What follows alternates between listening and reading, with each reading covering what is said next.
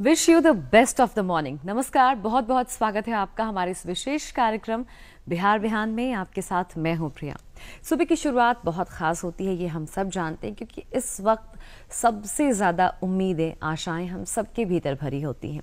जब हम अपनी आंखें खोलते हैं तो सबसे पहले अपने इष्ट को याद करते हैं और ये अपने आप से कहते हैं कि आज का हमारा दिन बेहद अच्छा हो और हम हंसते हंसते आज का पूरा दिन गुजार लें।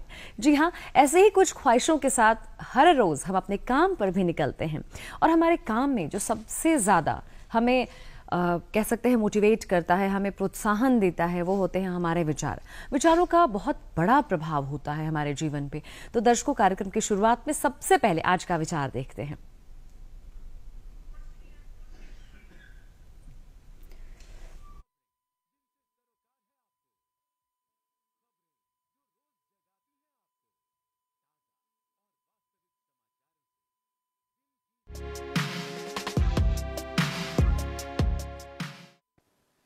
तुम्हें कोई पढ़ा नहीं सकता, कोई आध्यात्मिक नहीं बना सकता। तुमको सब कुछ खुद अंदर से सीखना है। आत्मा से अच्छा कोई शिक्षक नहीं है। अमूमन हम स्वास्थ्य से समझते हैं कि आपका शरीर बिल्कुल फिट एंड फाइन हो। जी नहीं दर्शकों, स्वास्थ्य से मतलब होता है कि आपका मानसिक स्वास्थ्य भी बढ़िया हो, आपके आसपास का वातावरण भी स्वस्थ हो। तो स्वास्थ्य से मतलब ये होता है कि बाकी जो भी चीज़ें आपके आसपास है वो सब बिल्कुल सटीक हों, स्वस्थ हों और आपके अनुकूल हों, तभी आप एक स्वस्थ जीवन की कल्पना कर सकते हैं। तो आज हम सब मिलकर विश्व स्वास्थ्य दिवस मना रहे हैं। इसको लेकर के अलग अलग प्लेटफॉर्म्स पर, अलग अलग जगहों पर लगातार कार्यक्रम किए जाएंगे ताकि लोगों के अंदर जागरूकता आ सके कि स्वस्थ रहना सिर्फ शारीरिक रूप से फिट एंड फाइन रहना नहीं होता, बल्कि मानसिक रूप से और आपके आसपास का वातावरण भी बिल्कुल स्वस्थ हो। अगर हम आगे बढ़े दर्शकों, तो आपको बता दें कि लगातार मौसम में तब्दीलियां हो रही हैं। जी हाँ, इसको लेकर के मौसम विभाग ने अलर्ट जारी किया है और ये खबर तमाम अखबारों में बहुत प्रमुखता से प्रकाशित की गई है कि हीट वेव, जी हाँ दर्शकों, हीट वेव जो है अब शुरू हो जाएगा और ऐसे में बहुत ज़रूरी है कि आप अपना बहुत ज़्यादा ख्याल रखें, खासकर तब जब आपके घर में बच्चे और बुजुर्ग हों। आगे बढ़ते हैं दर्शकों, और जैसा कि आप जानते हैं कि हम हर रोज़ अपने स्टूडियो में एक विशेष मेहमान को आमंत्रित करते हैं और उनसे हम बहुत कुछ जानते हैं, सीखते हैं, चाहे उनका प्रोफेशनल फील्ड हो या उनकी पर्सनल लाइफ हो। जी हाँ, और आज ऐसे ही एक विशेष मेहमान को हमने अपने स्टूडियो में आमंत्रित किया है। आज हमारे साथ स्टूडियो में मौजूद हैं, आप हैं निदेशक सूक्ष्म लघु एवं मध्यम उद्यम विकास संस्थान, भारत सरकार। जी हाँ, MSME, ministry of micro small and medium industries, government of India. हमारे साथ आज स्टूडियो में मौजूद हैं श्री प्रदीप कुमार, जो कि निदेशक हैं, मैंने आपको बताया कि MSME DI। बहुत बहुत स्वागत करना चाहेंगे हम आपका बिहार बिहान कार्यक्रम में। Thank you ma'am. उद्योग एक ऐसा क्षेत्र है जहां असीम संभावनाएं हैं। कहते हैं कि कृषि के बाद अगर सबसे ज़्यादा संभावनाएं भारत के परिप्रेक्ष्य में हैं तो उद्योग में है। उद्योग विभाग लगातार काम कर रहा है, चाहे वो भारत सरकार हो या बिहार सरकार हो। अगर हम बात करें MSME की, जो कि आप वहाँ के निदेशक हैं बिहार में, हम आपसे जानना चाहेंगे ये है क्या और किस तरीके से काम करता है। धन्यवाद प्रिया सौरभ जी। सबसे पहले तो मैं बिहार बिहान में बुलाने के लिए आपको धन्यवाद ज्ञापित करता हूँ। और दूसरा क्वेश्चन जो आपने कहा कि ये MSME क्या है और ये किस तरह से जुड़ा हुआ है हमारी अर्थव्यवस्था से, तो मैं इसका एक नमूना पेश ये करना चाहूँगा कि MSME सूक्ष्म लघु मध्यम उद्यम पूरे भारत सरकार में लगभग 6.5 करोड़ है। आप समझ सकती हैं, 6.5 करोड़ है और इसमें हमारे GDP का लगभग 30% कंट्रीब्यूशन GDP का, पूरे भारत का मैं बात बता रहा हूँ, वो MSME से आता है। और लगभग 11 करोड़ एम्प्लॉयमेंट MSME के थ्रू आता है। तो मैडम आप ये समझ लीजिए कि आज के दिन इससे ज़्यादा GDP का कंट्रीब्यूशन पूरे भारतवर्ष में दूसरे क्षेत्र में दिखता नहीं है। तो अब इस संबंध में एक बहुत सारगर्भित प्रश्न आपका है कि इससे हमारे युवाओं को, हमारे बेरोजगारों को कैसे जोड़ा जाए। जैसा मैंने बताया कि पूरे भारतवर्ष में MSME के माध्यम से लगभग 11 करोड़ एम्प्लॉयमेंट हम लोग जनरेट किए हैं, 11 करोड़ लोगों को रोजगार दिए हैं। तो इसमें भारत सरकार की अनेक स्कीम्स हैं, अनेक पॉलिसीज हैं, अनेक रूल्स हैं जो पूरे भारतवर्ष में मनाई जाती है, और इसके द्वारा राज्य सरकार जुड़े रहते हैं। राज्य सरकार की भी अपनी स्कीमें होती हैं और भारत सरकार की भी स्कीमें होती हैं, और कभी कभी दोनों स्कीमों को डॉवटेल करके दोनों स्कीमों को का समावेशी रूप से जोड़ के इसमें कार्य किया जाता है। तो पहले मैं ये आपका ध्यान आकर्षित करना चाहूँगा कि सूक्ष्म लघु मध्यम उद्यम का परिभाषा क्या होता है, किस तरह से इसको परिभाषित किया जा सकता है।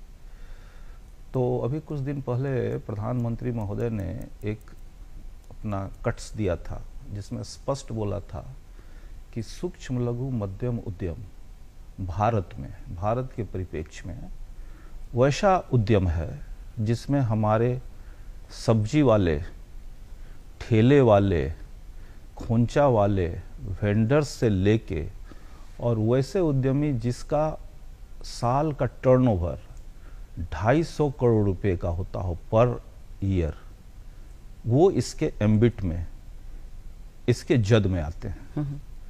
तो आप समझ सकते हैं कि एक जो सब्जी वाला है, एक जो ठेला वाला है, वो भी एमएसएमई पाने की पात्रता रखता है, और एक जिसका टर्नओवर 250 करोड़ का है साल का, वो भी इसके जद में आता है।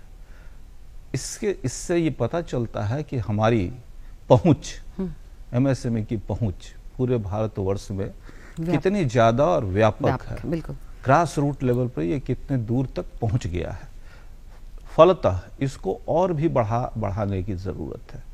तो इस संदर्भ में अभी कुछ दिन पहले कैबिनेट के द्वारा पारित किया गया जिसको बोलते हैं उद्यम रजिस्ट्रेशन।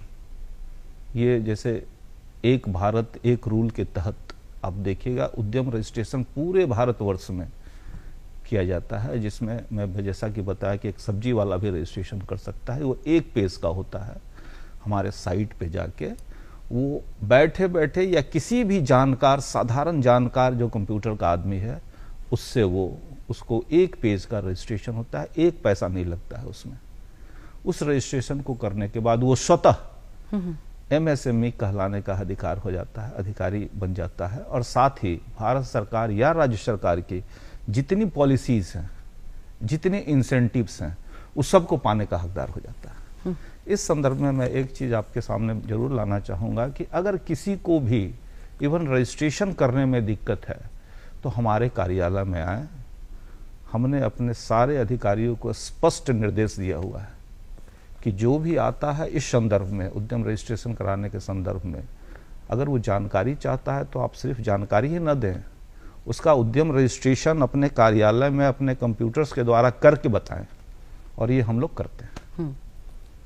मतलब जो लोग आते हैं उनकी सहायता करना भी, सहायता करना आपका कह सकते हैं कि हमारा कर्तव्य होता है। बिल्कुल सर। अगर हम बात करें मुख्य सेवाओं की, मुख्य सेवाएं क्या प्रदान की जाती हैं? ये तो हो गया कि क्राइटेरिया कौन इसमें शामिल हो सकते हैं। मुख्य सेवाओं के बारे में देखिए, सेवाओं में जहाँ तक बात है कि ये जैसा मैंने बताया कि इसकी परिभाषा बड़ा व्यापक है, तो इस संदर्भ में हम लोग सेवाएं बहुत तरह की देते हैं। क्योंकि सूक्ष्म लघु मध्यम उद्यम में बहुत सारे ऐसे हमारे उद्यमी होते हैं जो कि जिसको बहुत ज़्यादा टेक्नोलॉजी की जानकारी नहीं होती है, बहुत ज़्यादा फाइनेंस की जानकारी नहीं होती है, बहुत ज़्यादा अर्थव्यवस्था की जानकारी नहीं होती है, बहुत ज़्यादा लेबर लॉ की जानकारी नहीं होती। तो इस संदर्भ में पूरे भारतवर्ष में व्यापक रूप से पॉलिसीज़ बनाई गई है, जिसमें हम उसको समय समय पर ट्रेनिंग देते हैं कि भाई लेबर लॉस क्या होता है, आप अर्थव्यवस्था कहाँ से कर पाएंगे, फाइनेंस आपको कैसे मिलेगा, अगर किसी तरह की सरकारी प्रॉब्लम आपको आ रही है सिंगल विंडो क्लियरेंस सिस्टम के तहत, उसमें हम कैसे कर पाएंगे। अभी माननीय मंत्री महोदय ने 2020 में, माननीय प्रधानमंत्री महोदय ने 2020 में हमारा एक चैंपियन पोर्टल्स का उद्घाटन किया है। उसका कट्स भी हमारे पास है। चैंपियन पोर्टल्स में ये कहा गया है कि पूरे भारतवर्ष में कहीं भी एमएसएमईज को किसी भी तरह की परेशानी हो, किसी तरह की उसको जानकारी नहीं मिल रही हो, किसी तरह का उनको लग रहा हो कि कोई डिपार्टमेंट मदद करने में कोताही बरत रहा है, तो इस संदर्भ में हमारे चैंपियन पोर्टल्स जो भारत में पूरे मंत्रालय में, एमएसएमई मंत्रालय में उसका हेडक्वार्टर है, वहाँ वो अपने नाराज़गी को व्यक्त कर दे। और वो नाराज़गी अगर वो बिहार की है या दूसरे स्टेट की है तो बिहार की है तो बिहार में आ जाएगी, और बिहार में आएगी तो फिर वो हमारे पोर्टल पे आ जाएगी।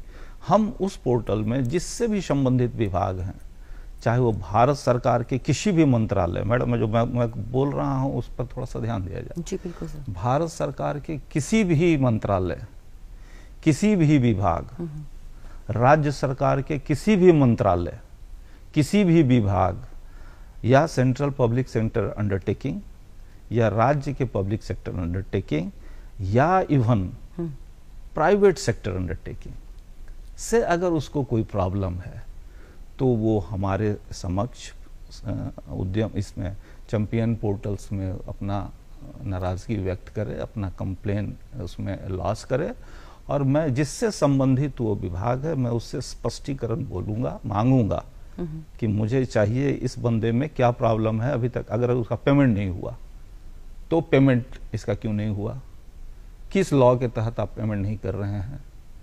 अगर उसकी कोई इलेक्ट्रिसिटी में प्रॉब्लम है, मैं इलेक्ट्रिसिटी विभाग को दरियाफ्त करूंगा कि भाई इसमें कहाँ प्रॉब्लम है ये बताइए, तो हम उसके प्रॉब्लम का निदान करते हुए उसको हम पुनः सूचित करते हैं कि आपका प्रॉब्लम का इस तरह से समाधान हो रहा है। तो ये बहुत बड़ा स्रोत माननीय प्रधानमंत्री ने दिया है जिसका एमएसएमई को भरपूर फायदा मिल रहा है।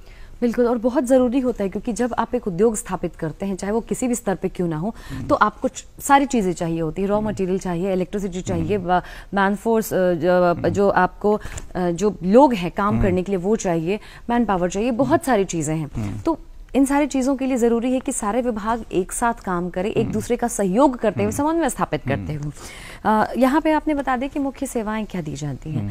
अगर मैं बात करूँ उद्योगों को डेवलप करने में किस तरीके से सहायता करती हैं एमएसएमई, क्योंकि सबसे पहली बात जो आती है वो अर्थ की, यानी पैसों की बात आती है। आपके पास बहुत आइडियाज़ हैं, बहुत सारी आपकी सोच बहुत व्यापक है, आप मार्केट को समझते हैं, लेकिन आपके पास अगर पैसे नहीं हैं तो आप अपना व्यापार स्थापित नहीं कर सकते हैं, व्यापार को आप बढ़ा नहीं सकते। इसमें किस तरीके से मदद करती है एमएसएमई? नहीं, बहुत आपका ये ग्रास रूट लेवल का प्रश्न है, और इस पर मैं आपको जानकारी ये देना चाहूँगा कि हमारी जो संस्था है भारतवर्ष में वो पूरे बैंक से जुड़ी हुई है। और इसमें एक चीज़ मैं आपको बताऊं कि हम लोगों ने एक स्कीम रखा है CGTMSE, credit guarantee fund for micro and small industries. उसमें क्या होता है कि बैंक्स जनरली बोलते हैं कि हमें सिक्योरिटी डिपॉजिट चाहिए, कोलेट्रल डिपॉजिट चाहिए।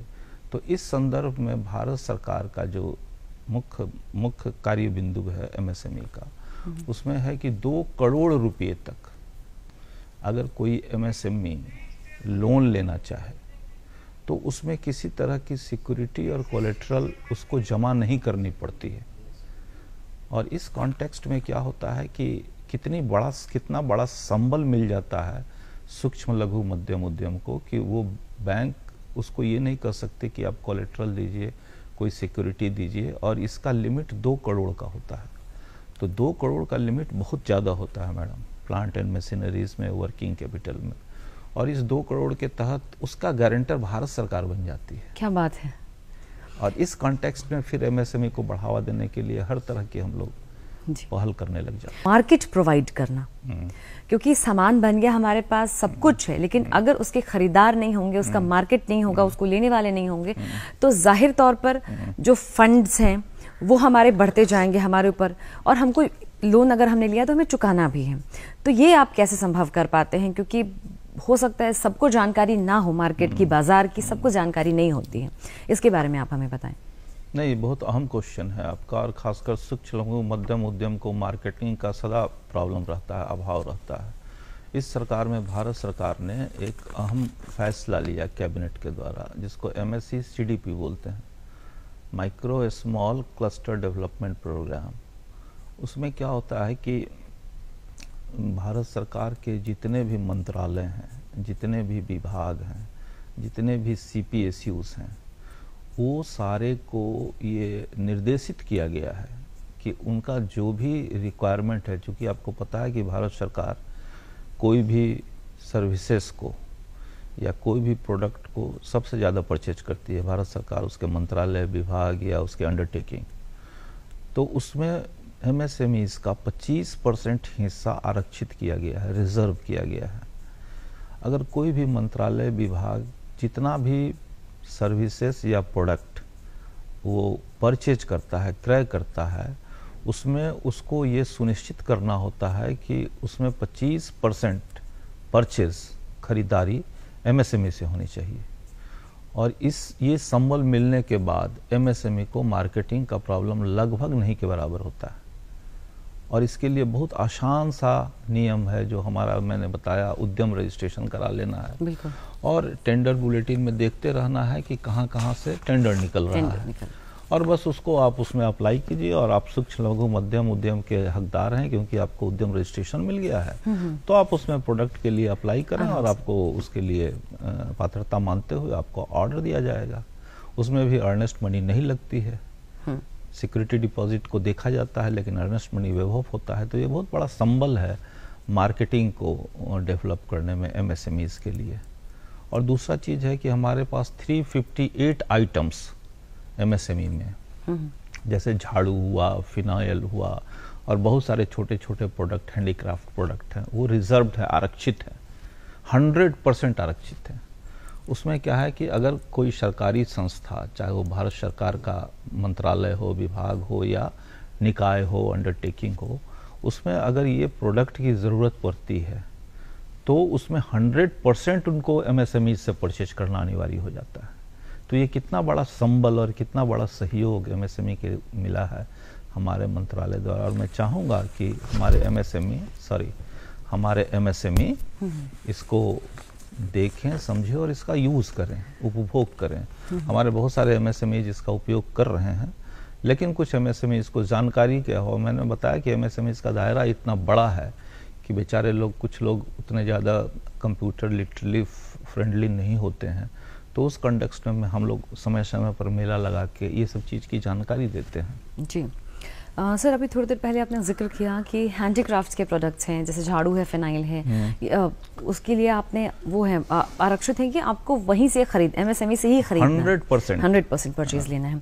मगर मैं हैंडीक्राफ्ट्स की बात करूँ तो बिहार का हैंडीक्राफ्ट्स का जो बाजार है, जो आर्टिजन्स है, उनकी पहुँच पूरे बिहार में है और पूरे बिहार में फैले हुए भी, क्योंकि हर ज़िले की अपनी खासियत है और हर ज़िले से कुछ ना कुछ हैंडीक्राफ्ट्स निकल कर हमारे पास आता है। लेकिन इनमें सबसे बड़ी बात जो होती है वो बाजार का, या उनको एक मंच देना। मंच उनको मिलेगा क्योंकि लोग, अगर ऐसे हम सब मधुबनी पेंटिंग को जानते हैं, हम सब ने बचपन से सिक्की आर्ट होते हुए घर में देखा है, हम सब ने सुजनी कला जो है हमने सबने देखा है, हम सब ने टेराकोटा का देखा है, हम सब ने सेरामिक का देखा है, लेकिन हमने सिर्फ देखा है। उसका बाजार में जो वैल्यू है, उसका मार्केट में जो वैल्यू है, वो हम नहीं जानते हैं। जो दूर दराज गांव में जो लोग बैठे हैं, जो सिर्फ काम करना जानते हैं, जो सिर्फ बनाना जानते हैं कलाकृति को, उन तक कैसे आप पहुंच स्थापित करते हैं, उनको कैसे आप बाजार से जोड़ते हैं और उनको एक मंच आप कैसे देते हैं? नहीं, ये बहुत अच्छा आपका सारगर्भित प्रश्न है। उसमें मैं ये कहना चाहूँगा कि हमारे मंत्रालय और DCMSME का एक प्रोग्राम है जिसको स्फूर्ति डेवलपमेंट प्रोग्राम के नाम से जाना जाता है, स्फूर्ति। उसमें जितने भी हमारे हैंडीक्राफ्ट के आइटम्स होते हैं उसको डेवलप करने के लिए क्लस्टर डेवलपमेंट प्रोग्राम से हम लोग जोड़ते हैं। ये पूरा क्लस्टर डेवलपमेंट में हम लोग 15 करोड़ रुपया तक का उनको सीधे या परोक्ष रूप से सहायता पहुंचाते हैं। इसमें हम लोग ये करते हैं कि सबसे पहले उनका एक समूह डिक्लेयर करते हैं, SPV जिसको बोलते हैं। वो समूह डिक्लेयर कराने के बाद उसमें उनको क्या टेक्नोलॉजी अपग्रेडेशन की बात है, क्या मशीनरी इंस्टॉलेशन की बात है, क्या मार्केटिंग की ज़रूरत है, क्या इंटरनेशनल ट्रेड फेयर की ज़रूरत है, ये सारे चीज़ की हम लोग एक ट्रेनिंग देते हैं उसको। और उस ट्रेनिंग देने के बाद उसको सारे सिस्टम से जोड़ देते हैं, जिससे कि उसको मार्केटिंग सपोर्ट मिलता रहे, फाइनेंशियल सपोर्ट मिलता रहे, मेरा सपोर्ट जो सीधे प्रत्यक्ष रूप से है वो मिलता रहे, और उसको कहीं भी किसी तरह की दिक्कत ना आए। उसको स्फूर्ति प्रोग्राम बोलते हैं। और ये पूरे भारतवर्ष में हैंडीक्राफ्ट के लिए बहुत ही प्रबल प्रोग्रामों में से एक माना जाता है। जी। सर सब इन सब के बीच में एक और जो अहम बात है, अहम प्रश्न है, मुझे लगता है जो हर एक व्यापारी, हर एक व्यवसायी के अंदर आता है जो इंडस्ट्री से जुड़े हुए हैं, कि हमने लोन ले लिया, हमने फंड्स ले लिए गवर्नमेंट से या बैंक से, लेकिन अचानक से कोई इमरजेंसी हो गई। हमने जो समय निर्धारण किया था कि हम इतना समय में इतना टर्नओवर कर लेंगे, हमारा नहीं हो पाया वो टर्नओवर। जैसे हम सब ने कोरोना के वेव्स देखे, हो सकता है बहुत लोगों ने मार्च में अपना लोन लेकर के अपना इंडस्ट्री सेटअप किया और उसके तुरंत बाद ही संपूर्ण भारत जो है वो लॉकडाउन हो गया। ऐसे कंडीशन में अगर टर्नओवर नहीं हो पाया, हमारा सामान नहीं बिका, हम लोन चुकाने की स्थिति में नहीं हैं, तब क्या किया जाता है आपकी तरफ से? क्या एक रास्ता निकाला गया है? हम चाहेंगे कि उसकी जानकारी आप जरूर दें। नहीं, ये भी बहुत अहम क्वेश्चन है आपका। खासकर ये प्रश्न उस समय बहुत संदर्भित हो जाता है जबकि कोरोना से हमारे एमएसएमई जूझ रहे थे और अभी भी कोरोना के प्रकोप से उभरे नहीं हैं। तो इसमें माननीय मंत्री महोदय ने एक स्कीम का, प्रधानमंत्री महोदय ने एक स्कीम का अनावरण किया था जिसको बोलते हैं emergency credit guarantee fund, emergency credit guarantee fund. इसके तहत जितने भी एमएसएमईज हैं उसको फाइनेंस में बैंक के द्वारा, पूरे भारतवर्ष में बैंकों को हिदायत दी गई है कि इस तरह के अगर कोई आते हैं तो आप उसको इमरजेंसी गारंटी फंड के तहत ट्रीट करें और उसमें आप उसको वर्किंग कैपिटल और टर्म लोन में जितनी मदद कर सकते हैं आप करें, और आपका उसमें इंटरेस्ट रेट बिल्कुल नॉमिनल रहेगा। और उसमें आपको ये टारगेट दिया गया है पूरे भारतवर्ष में सारे बैंकर्स को कि आप ये टारगेट को पूरा करें। एमएसएमई अगर कोरोना से प्रभावित रहा है, उसकी मार्केटिंग सपोर्ट अगर ध्वस्त हो गई है या मार्केटिंग सपोर्ट उनको पूरा नहीं मिल पाया है, इस बीच में टेक्नोलॉजी अपग्रेडेशन हो गया है, इस बीच में लेबर प्रॉब्लम आ गया है, तो ये सब को रखते हुए जो सारे बैंकर्स को इस इमरजेंसी क्रेडिट गारंटी फंड के तहत हिदायत दी गई है कि सारे एमएसएमईज को आप इस फंड के तहत आप उनको अनिवार्य रूप से लोन मुहैया करें ताकि अपने वो एमएसएमई को पुनः पुनर्जीवित कर वो भारत की अर्थव्यवस्था में मेरुदंड का काम करें। व्यापकता बहुत ज़रूरी हो जाती है जब हम किसी स्कीम को लॉन्च करते हैं या फिर हम किसी चीज़ को हम मार्केट दे रहे हैं या किसी चीज़ को हम एक मंच दे रहे हैं, तो व्यापकता ज़रूरी होती है। एमएसएमई बिहार के 17 ज़िले में स्थापित है। बहुत सारे ऐसे ज़िले हैं जहां ज़रूरत है इस चीज़ की, वहां भी बहुत सारे ऐसे आर्टिजन्स हैं, वहां की भी अपनी छोटी छोटी ऐसी इंडस्ट्रीज़ है जिनको सबको एक साथ शामिल करना है एमएसएमई को, अगर एमएसएमई के अंदर। तो इसे आप किस तरीके से पूरे बिहार के अलग अलग बाकी जो ज़िले हैं वहाँ पे कैसे आप इसकी व्यापकता स्थापित कर रहे हैं? नहीं, यहाँ पर मैडम आपको मैं एक जानकारी देना चाहूँगा कि बिहार में एमएसएमई के 2 कार्यालय हैं, एक पटना में और एक मुजफ्फरपुर में। पटना में भी निदेशक होते हैं और मुजफ्फरपुर में भी निदेशक होते हैं, और ये नॉर्थ बिहार और साउथ बिहार को दोनों निदेशालय कंट्रोल करता है। तो ये कहना कि 17 जिले में है, ये बात नहीं है। ये बिहार को 2 भागों में बांट दिया गया है। नॉर्थ बिहार में मुजफ्फरपुर देखता है और साउथ बिहार में पटना देखता है। तो ये बिहार के सभी जिलों को कैटर करता है, सभी जिलों को हैंड होल्डिंग सपोर्ट करता है, सभी जिलों को समानुपातिक रूप से सारी सूचनाएं, समस्याओं का निदान करता है। इसलिए हम लोग ये समझें कि बिहार में, पूरे बिहार में हम लोग एमएसएमई की पहुंच है, और किसी भी तरह की अगर एमएसएमई को कोई ज़रूरत आती है, परेशानी आती है, तो सर्वथा हम आगे रहते हैं और उसके समक्ष सारी परेशानियों को दूर करने का माजदा रखते हैं। जी, आपने बताया था थोड़ी देर पहले बातचीत के दौरान कि आप 1990 से जुड़े हुए हैं उद्योग विभाग से। तब से लेकर अब तक बिहार के उद्योग में, भारत के उद्योग में, स्मॉल स्केल, मीडियम और जो भी हमारे माइक्रो इंडस्ट्रीज हैं उसमें बहुत बदलाव आए हैं। कुछ बदलाव बहुत सकारात्मक है तो कुछ बदलाव ऐसे हैं जिनमें और ज़्यादा बेहतरी की ज़रूरत है। आपने तब से लेकर अब तक क्या बदलाव देखे हैं और आगे और क्या हो सकते हैं, इसके बारे में आप जानकारी दें। हाँ, नहीं देखिए, मैं तो 1990 से जुड़ा हुआ हूँ उसमें, जब मैं बतौर सहायक निदेशक इस डिपार्टमेंट में आया था। तो उस समय के जो उद्योग थे और आज के उद्योग में टेक्नोलॉजी के चेंज में बहुत व्यापक प्रभाव पड़ा है, बहुत व्यापक परिवर्तन आए हैं। एमएसएमई को भी अब हम लोग डिजिटलाइज्ड कर रहे हैं, टेक्नोलॉजी इनेबल्ड कर रहे हैं, पूरे वर्ल्ड को ग्लोबलाइज्ड मानते हुए एमएसएमई को उससे जोड़ रहे हैं ताकि उसको किसी भी तरह की फाइनेंस में, टेक्नोलॉजी अपग्रेडेशन में, मार्केटिंग में कोई तदुर्रत नहीं हो। वो एक सिंगल विंडो हमारे MSME के मंत्रालय का सिंगल विंडो खोले और उसमें उसको सारी जानकारी मिल जाए कि हम फाइनेंस में हमें किस तरह से मदद चाहिए, अगर हम कोई यूनिट ऑलरेडी चला रहे हैं और उसमें हमें कोई फर्दर टेक्नोलॉजी अपग्रेडेशन की ज़रूरत है या फर्दर कोई फाइनेंस की ज़रूरत है, मार्केटिंग सपोर्ट की ज़रूरत है, तो उसमें हमारे अलग स्कीम होते हैं।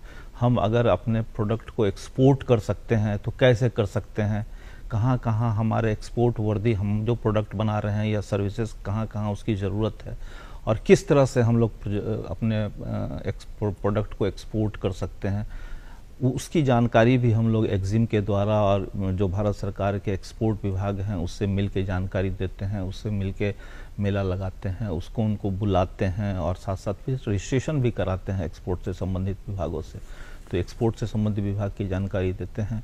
किसी तरह का मैं बताया ना कि marketing, finance, exports, technology upgradation में हमारा व्यापक सहयोग रहता है। जी सर, सहयोग पूरा है, तभी शायद लगातार बिहार में जो दूर दराज गांव में जो लोग बैठे हैं, कभी भी कोई मेला लगता है तो पटना ज़रूर आते हैं अपनी चीज़ों को प्रदर्शित करने के लिए, अपने हैंडीक्राफ्ट्स हो या वो कुछ भी हो, उनका अचार हो, या हमने देखा कि जो किसान चाची हैं वो अपना अलग अलग उनकी जो से उनका जो ओल है या उनका जो पपीता है उसको वो डिस्प्ले करती हैं। चाहे जो नर्सरीज, जो प्लांट नर्सरीज में जो लोग हैं जो अलग तरीके से पौधे को बढ़ाते हैं वो लेकर के आते हैं, लगातार सहयोग रहता है। लेकिन अब हम जिस बाजार में हैं वो बाजार ऑफलाइन से आगे चलकर ऑनलाइन मार्केटिंग में आ गया है। ऑनलाइन मार्केट की हम बात करते हैं। अब बहुत लोग ऐसे भी हैं जो घर से बाहर निकलना पसंद नहीं करते हैं, अब सारी चीज़ों को सोचते हैं कि वो उनको एक क्लिक पे मिल जाए, ऑनलाइन इतने सारे पोर्टल्स हैं वहाँ उनको मिल जाए। आप इसको किस तरीके से ऑनलाइन मार्केट स्थापित कर रहे हैं MSME के द्वारा? बिहार में जितने भी इंडस्ट्रीज हैं, माइक्रो, स्मॉल और मीडियम इंडस्ट्रीज जो हैं, उसको कैसे आप स्थापित कर रहे हैं ऑनलाइन मार्केट में? इसमें मैं अब पहले प्रश्न का उत्तर ये देना चाहूँगा मैडम कि हमारे यहाँ जो एक PMS स्कीम है, procurement and marketing services scheme, उसके तहत क्या है कि जितने भी MSMEs कोई हैं उसको अगर कहीं मेला इम्पॉर्टेंट जगह पर, वैसे जगह पर जहाँ की भीड़ जुटती हो और उनके प्रोडक्ट या सर्विसेज की खरीदारी की संभावनाएं बढ़ जाती हैं, तो वहाँ पर हम लोग मेला लगाते हैं। अभी मैंने आरा में एक मेला लगाया था कुछ दिन पहले, वो बहुत सक्सेस रहा था। हमारे बिहार के 3-4 माननीय मंत्री महोदय हर दिन उस मेला में शिरकत किए हैं और लगभग 3 लाख से ज़्यादा हमारे फुटप्रिंट्स रहे हैं उसमें। और न सिर्फ बिहार, बंगाल के, साउथ इंडिया के, मध्य प्रदेश के MSME अपना स्टॉल लगाए हैं और उस स्टॉल में 50% लगभग जो पैसा लगा है उसका रिम्बर्समेंट हम लोग किए हैं। तो एक मार्केटिंग सपोर्ट के साथ साथ फाइनेंशियल सपोर्ट भी हम लोगों ने बहुत ज़्यादा दिया है और इस तरह का मेला हमारे PMS में कहीं भी लगाया जा सकता है।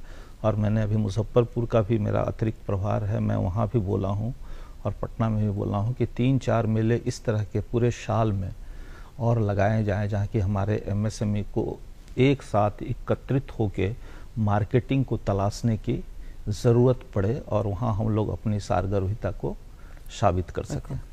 और दूसरा चीज़ शायद आपने बोला ऑनलाइन का, तो ऑनलाइन पोर्टल में मैंने बताया मैडम कि हमारे यहाँ अगर वो उद्यम रजिस्ट्रेशन करा लेता है तो फिर वो पूरे भारतवर्ष में, न सिर्फ बिहार में, पूरे भारतवर्ष में जितने भी सरकारी विभाग हैं, खासकर भारत सरकार के, चाहे वो विभाग, मंत्रालय या अंडरटेकिंग हो, वहाँ पर वो सिंगल लाइन ऑन क्लिक करके वो मार्केटिंग सपोर्ट पा सकता है और अपने प्रोडक्ट को वहाँ भेज सकता है। तो इससे बड़ी, और उसमें भी 25% भागीदारी सुनिश्चित है कि 25% उसको MSME से परचेज करना अनिवार्य है। तो वहाँ परसेंटेज की भी भागीदारी मिल जा रही है। सिंगल क्लिक पर पूरे भारतवर्ष में उनको अपने प्रोडक्ट को बिकवाली के हम लोगों ने फैसिलिटी दे रखा है। तो ये फैसिलिटीज है हमारी। बिल्कुल, आपके द्वारा ऐसे बहुत सारे पहल प्रयास किए गए हैं जिससे लगातार इंडस्ट्रीज जो हैं या जो लोग जुड़े हुए हैं इस इंडस्ट्री से किसी भी तरीके से, उनको लगातार बेहतर फ़ायदा मिलता रहे। आपके ज़रिए बहुत सारी ऐसी चीज़ें की गई हैं, हम चाहेंगे कि उनका जिक्र आप यहाँ पे ज़रूर करें। क्या ऐसा अलग आपने कुछ किया जिसका बहुत बड़ा व्यापक रिजल्ट निकल कर सामने आया? मैडम, मैं इस बारे में मैं एक घटना आपके संज्ञान में लाना चाहूँगा कि अभी भारत सरकार ने, न सिर्फ भारत सरकार ने, बिहार सरकार ने भी सिंगल यूज प्लास्टिक को बैन कर दिया है जुलाई 2022 से। तो सिंगल यूज प्लास्टिक को बैन कर दिया है, तो उसके बाद क्या है कि हमारे सिंगल यूज प्लास्टिक वाले जितने भी 50 माइक्रोन से कम के प्लास्टिक मैन्युफैक्चरर्स हैं, वो बेचारे को दिक्कत हो रही है। तो उस कॉन्टेक्स्ट में हमने यहाँ बैंकर्स से पूरा मीटिंग किया था, और मीटिंग करके सारे बैंकर्स को बुलाया था, और सारे मैन्युफैक्चरर्स जो 50 माइक्रोन से कम का प्लास्टिक निर्माण करते हैं उसको बुलाया था, और एक मीटिंग करवाई थी कि उसको हम कन्वर्ट कर दें दूसरे बायोडिग्रेडेबल प्रोडक्ट में, ताकि बायोडिग्रेडेबल थैला बना सकें वो, और वो मार्केट में बेच सकें, जो कि इको फ्रेंडली भी है, पोल्यूशन नहीं करेगा, और सरकार भी उसको परमिट कर देगी। इस कॉन्टेक्स्ट में मैं बहुत हर्ष के साथ बताना चाहूँगा कि कैनरा बैंक को भी हमने बुलाया था।